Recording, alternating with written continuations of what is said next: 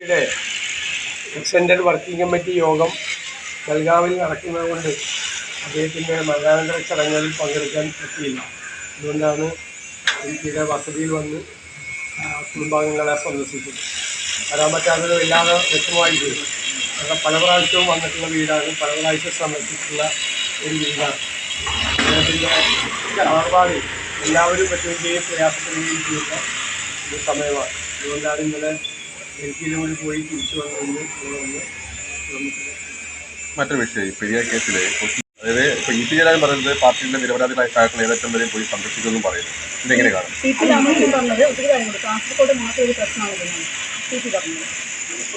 രണ്ട് ചെറുപ്പക്കാർ, രണ്ട് കുടുംബത്തിലെ പ്രതീക്ഷകളായ രണ്ട് ചെറുപ്പക്കാർ ഒരു പാർട്ടി ഭരിക്കുന്ന പാർട്ടി ഗൂഢാലോചന നടത്തി.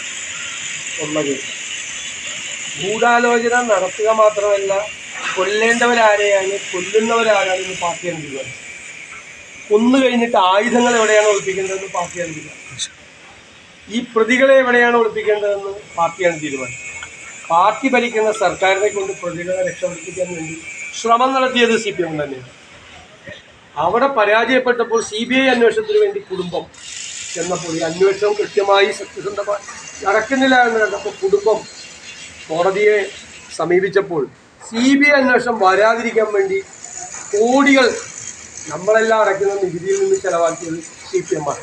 ഞാനതുകൊണ്ടാണ് അന്തർദേശീയ തലത്തിൽ പ്രവർത്തിക്കുന്ന ഒരു ഭീകര സംഘടനയേക്കാൾ മോശമാണ് CPM. അവരെയൊക്കെ ഒറ്റ വെട്ടിനെ കൊല്ലുള്ളൂ, അല്ലെങ്കിൽ ഒരു വെടിക്കേ കൊല്ലുള്ളൂ. ഇതങ്ങനെയല്ല. ഗൂഢാലോചന നടത്തി ആദ്യാവസാനം ബ്ലൂ പ്രിൻ്റ് തയ്യാറാക്കി ചെറുപ്പക്കാരെ കൊല്ലുന്ന പാർട്ടിയാണ്. അപ്പോൾ അവർ തന്നെയാണ് ഇതിൻ്റെ ഉത്തരവാദിത്വം. അത് കേരളമാണ് എന്ന് അവർ മറന്നു പോവാണ്. എന്നിട്ട് അവർ ഈ പ്രതികളെ രക്ഷിക്കാൻ വേണ്ടി ശ്രമം നടത്തുകയാണ്. അവർ ഭരിക്കുന്ന ഈ സംസ്ഥാനത്ത് എങ്ങനെ നീതിന്യായ വ്യവസ്ഥ ശരിയാവും? ഞാൻ നേരത്തെ ചോദിച്ചു, ക്രൈം എന്ന് പറയുന്ന ആർക്കെതിരാണ് ക്രൈം? പീനൽ ലോ അനുസരിച്ചിട്ട് ക്രൈം എന്ന് പറഞ്ഞാൽ ക്രൈം ഒരു വ്യക്തിക്കെതിരെയല്ല. എന്നെ കൊന്നാൽ എനിക്കെതിരല്ല ക്രൈം, സ്റ്റേറ്റിനെതിരെയാണ്. സ്റ്റേറ്റിനെതിരെയാണ്. നിങ്ങൾ സിവിൽ കേസിൽ പോകുമ്പോൾ നിങ്ങൾ വക്കീലാക്കണം അല്ലേ? എന്നെ കൊന്ന എൻ്റെ കുടുംബാംഗങ്ങളല്ല കേസ് നടത്തുന്നത്, സ്റ്റേറ്റാണ് എനിക്ക് വേണ്ടി കേസ് നടത്തുന്നത്. അപ്പോൾ സ്റ്റേറ്റിനെതിരായിട്ടുള്ള ക്രൈമാണ് ഈ കൊലക്കുറ്റം എന്ന് പറയുന്നത്. എന്നിട്ട് ഈ സ്റ്റേറ്റാണ് അവരെ സംരക്ഷിക്കാൻ വേണ്ടി നടക്കുന്ന പ്രതികളെ. വിരോധാഭാസം, നീതിന്യായ വ്യവസ്ഥയുടെ സങ്കല്പങ്ങൾക്ക് വിരുദ്ധമായ കാര്യമാണ്. എന്നിട്ട് കോടതി വിധിയെ വെല്ലുവിളിക്കുകയാണ് CPM നേതാക്കൾ. കോടതി വിധിയെ വെല്ലുവിളിക്കുകയാണ്. കോടതി വിധിയെ വെല്ലുവിളിച്ചുകൊണ്ട് ഞങ്ങൾ എന്ത് വില കൊടുത്തും ഈ പ്രതികളെ സംരക്ഷിക്കുമെന്നൊരു പാർട്ടി പ്രഖ്യാപിക്കുകയാണ്. പാർട്ടി പുറപ്പുറത്ത് നിന്ന് പ്രഖ്യാപിക്കുകയാണ്. ഒരു രണ്ട് കുടുംബങ്ങളുടെ മുഴുവൻ പ്രതീക്ഷകളെ തല്ലി തകർത്ത ക്രൂരമായി രണ്ട് ചെറുപ്പക്കാർ. ഒരു കാരണമില്ലല്ലോ, അവരുടെ രാഷ്ട്രീയ പ്രവർത്തനം അവിടെ നടത്തിയെന്നതല്ലാതെ വേറൊരു പ്രശ്നമില്ലല്ലോ. ആ കാരണത്തിൻ്റെ പേരിൽ അവരെ ക്രൂരമായി കൊല ചെയ്തിട്ട് ആ കുടുംബത്തെ അനാഥമാക്കി വീണ്ടും വെല്ലുവിളിക്കുകയാണ്. നീതിന്യായ വ്യവസ്ഥയും നാടിനെയും വെല്ലുവിളിക്കുക. നമുക്ക് നോക്കാം, ഇവർ ഇത്രയൊക്കെ ശ്രമിച്ചിട്ട് ഇവർക്ക് 14 പേർക്ക് കുറ്റക്കാരാണെന്ന് കോടതി കണ്ടുപിടിച്ചല്ലോ. ബാക്കി 10 പേരുടെ കൂടി കാര്യത്തിൽ കുടുംബത്തിന് താല്പര്യമുണ്ട് കേസ് പോകാൻ ഞങ്ങൾ എല്ലാ സഹായവും ചെയ്യും. ഇത് അവരുടെ ശരത്ലാലിൻ്റെയും കൃപേഷിൻ്റെയും കുടുംബവും ഇന്ത്യൻ നാഷണൽ കോൺഗ്രസും കൂടി ഒരുമിച്ച് നടത്തിയ പോരാട്ടത്തിൻ്റെ ഫലമാണ് ഈ കോടതി വിധി. അത് ഇനി ഇത്തരം സംഭവങ്ങൾ ആവർത്തിക്കാതിരിക്കാൻ ഉള്ളൊരു മുന്നറിയിപ്പ് കൂടിയായി മാറണം. എന്നിട്ടും CPM പഠിച്ചിട്ടില്ല എന്നാണ്. ഈ ക്രൂരന്മാരുടെ കയ്യിലാണ് കേരളത്തിൻ്റെ ഭരണം എന്ന് കേരളത്തിലെ ജനങ്ങൾ തിരിച്ചറിയും. ഈ കൊലയാളികളുടെ കയ്യിലാണ് കേരളത്തിൻ്റെ അധികാരവും പോലീസും സംവിധാനവും മുഴുവൻ ഇരിക്കുന്നത് എന്ന് കേരളം തിരിച്ചറിയും. ഇത് അവസാന ഘട്ടമാണ്. ഈ അധികാരത്തിൻ്റെ സിംഹാസനത്തിൽ ഇവരെ ഈ ചോര കൊതിയന്മാർ വലിച്ചെറിയാനുള്ള അന്തിമ പോരാട്ടത്തിലൂടെ ഞങ്ങൾ തയ്യാറാണ്. ഞങ്ങളെല്ലാം എന്തു വില കൊടുത്തും ഏത് അറ്റം വരെ പോയിട്ടും ആ കുടുംബത്തിൻ്റെ താല്പര്യങ്ങളെ സംരക്ഷിക്കും. കാരണം ഇനി ഒരു കുഞ്ഞുങ്ങൾക്കും ഈ സംസ്ഥാനത്ത് ഇതുപോലൊരു അപകടം ഉണ്ടാകാൻ പാടില്ല. ജമാഅത്തെ ഇസ്ലാമിയുമായി ബന്ധപ്പെട്ട ചർച്ചകൾ അല്ല, അവർ പറഞ്ഞല്ലോ കൃത്യമായിട്ട്.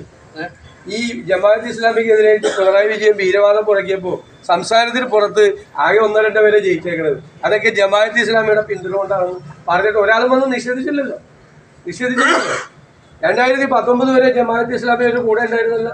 ഞാൻ പറഞ്ഞല്ലോ, ഞാൻ മത്സരിച്ച ഏകദേശം എല്ലാ തെരഞ്ഞെടുപ്പിലും ജമാഅത്ത് ഇസ്ലാമി LDF സ്ഥാനാർത്ഥിയുടെ കൂടെയായിരുന്നു. അപ്പോൾ അവർക്കാണ് മതേതരവാദികൾ. ഇപ്പോൾ വർഗീയവാദിയാണ്. അങ്ങനെ CPM പറയുന്നതനുസരിച്ച് അഭിപ്രായം മാറ്റേണ്ട ആവശ്യം എന്താ? ഞങ്ങളുടെ നിലപാട് ഞാൻ വളരെ ക്ലിയറാണ്. ഞങ്ങൾ ഭൂരിപക്ഷ വർഗീയതയെയും ന്യൂനപക്ഷ വർഗീയതയെയും പ്രോത്സാഹിപ്പിക്കുന്നത്. ആരാണ് വർഗീയവാദം പറയുന്നത്? ഏത് സമുദായത്തിൽപ്പെട്ട ഏത് മതത്തിൽപ്പെട്ട ആള് വർഗീയവാദം പറഞ്ഞാലും ഞങ്ങൾ അതിൽ ചോദ്യം മാറിയിട്ടില്ല, മിണ്ടാതെ നിൽക്കില്ല. ഞങ്ങൾ വർഗീയവാദം ആര് പറഞ്ഞാലും, ജനങ്ങളെ ഭിന്നിപ്പിക്കാൻ ആര് ശ്രമിച്ചാലും, ഏത് വർഗീയ ശക്തി ശ്രമിച്ചാലും ഞങ്ങൾ അതിനെ നിഷ്പക്ഷമായി തന്നെ അതിനെ ചോദിച്ചു. ഓരോ തരത്തിൽ ആര് വർഗീയവാദം കേരളത്തിൽ നടത്തിയാൽ പ്രോത്സാഹിപ്പിക്കും. പിന്നെ ഒരു രാഷ്ട്രീയ പാർട്ടി എന്ന നിലയിൽ ഞങ്ങൾ എല്ലാ ദിവസവും രാവിലെ ഇറങ്ങി ഞങ്ങൾ അവർക്കെതിരാണ് ഇവർക്കെതിരാണ് പറയേണ്ട സമയത്ത് പറഞ്ഞിട്ടുണ്ടല്ലോ. നിങ്ങൾക്ക് അറിയാമല്ലോ, പറയേണ്ട സമയത്ത് പറഞ്ഞിട്ടുണ്ട്. എല്ലാ ദിവസവും രാവിലെ നേരം വിളിക്കുമ്പോൾ CPMന്റെ ഒരു അജണ്ട വെച്ചുകൊണ്ട് എല്ലാ ചോദ്യത്തിനും എല്ലാ ദിവസവും രാവിലെ പറയേണ്ട ആവശ്യമില്ല. ഞങ്ങളുടെ നിലപാട് വളരെ ക്രിസ്റ്റൽ ക്ലിയറാണ്. അധികാരം കിട്ടാൻ വേണ്ടിയിട്ടോ ജയിക്കാൻ വേണ്ടിയിട്ടോ ഒന്നും ഒരു കോംപ്രമൈസും ഞങ്ങൾ ചെയ്യില്ല. കേരള ചരിത്രത്തിൽ ഒരിക്കലും ഇല്ലാത്ത തരത്തിൽ അത് ചെയ്തവരാണ് ഞങ്ങൾ. നിങ്ങൾക്കറിയാം, ഇനിയും അതിൻ്റെ അകത്ത് ചെയ്യില്ല. ഏത് ഭൂരിപക്ഷ വർഗീയതയെ പ്രോത്സാഹിപ്പിക്കുകയാണ് സംഘപരിവാറിനെ സന്തോഷിപ്പിക്കാൻ വേണ്ടി. അതാണ് CPMന്റെ അജണ്ട. ആ അജണ്ടയാക്കി എണിയായിട്ട് തന്നെത്താൻ ഇരുന്നാൽ മതി. തന്നെത്താൻ അതിൻ്റെ അമീറുമായി ആലപ്പുഴ ഗസ്റ്റ് ഹൗസിൽ വെച്ച് കൂടിക്കാഴ്ച നടത്തിയത് അവർ തന്നെ സ്ഥിരീകരിക്കും. എത്ര ഞാൻ പറഞ്ഞപ്പോൾ നിങ്ങൾ വിശ്വസിച്ചില്ല. ഞാൻ എത്ര പ്രാവശ്യം പറഞ്ഞിട്ടുണ്ട്. ഈ ജമാഅത്തെ ഇസ്ലാമിയുടെ ആസ്ഥാനത്ത് പിണറായി വിജയൻ എത്ര പ്രാവശ്യം പോയിട്ടുണ്ട്. ഒരുമിച്ച് എത്രയോ പ്രാവശ്യം സന്ദർശിച്ചിട്ടുണ്ട്. ഈ തൊട്ട് മുമ്പുള്ള അമീറായിട്ട് ചർച്ച നടത്തിയിട്ടുണ്ടല്ലോ. ആർക്കറിയാൻ പാടാത്ത കേരളത്തിൽ ആ ആസ്ഥാനത്ത് പോയിട്ടുണ്ടല്ലോ. ദേശാഭിമാനിയുടെ എഡിറ്റോറിയലില്ലേ ജമാഅത്തെ ഇസ്ലാമിയുടെ പിന്തുണയ്ക്ക് നന്ദി പറഞ്ഞുകൊണ്ട് ഒന്നും വായിച്ചിട്ടില്ലല്ലേ? ദേശാഭിമാനിയുടെ എഡിറ്റോറിയലും അതിൻ്റെ എഡിറ്റോറിയൽ പേജിലുള്ള സംഭവമുണ്ട്. ഏത് നേരത്തെ ജമാഅത്തെ ഇസ്ലാമി തെരഞ്ഞെടുപ്പിന് CPMന് പിന്തുണ കൊടുക്കുന്നതിന് നന്ദി പറഞ്ഞുകൊണ്ട്. ഇത് എന്നിട്ട് ഞാൻ പറയുന്നത് ഇതൊക്കെ കേരളമല്ലേ ഇത്?